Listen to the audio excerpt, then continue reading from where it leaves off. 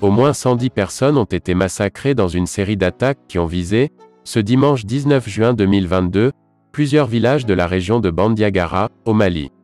Le bilan est encore provisoire et pourrait s'alourdir selon plusieurs sources locales qui rapportent que ce sont des hommes armés qui ont attaqué les villages de Dialassagou, Dianweli et Dessagou où ils ont massacré des civils et détruit ou incendié tout sur leur passage, notamment les boutiques, les greniers et les voitures.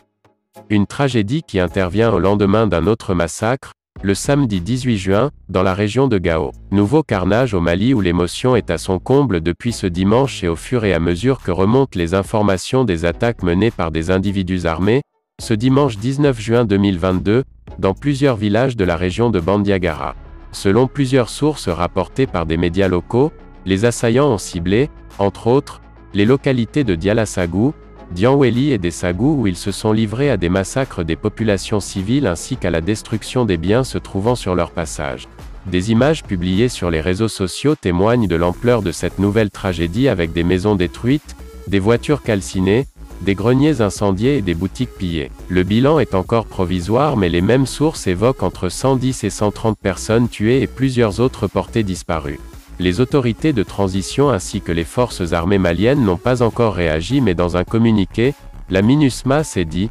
préoccupée par les informations faisant état d'attaques contre des civils dans la région de Bandiagara perpétrées par des groupes extrémistes.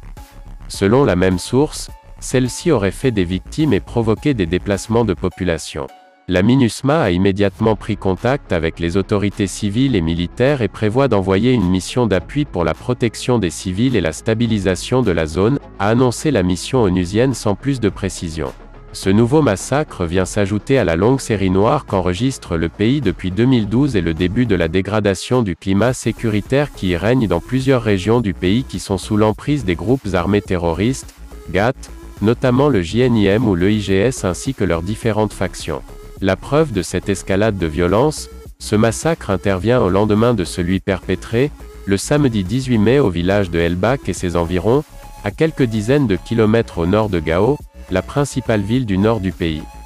Des individus armés ont attaqué les populations tuant au moins 20 personnes et provoquant un déplacement massif de beaucoup d'autres tout en emportant le bétail trouvé sur place.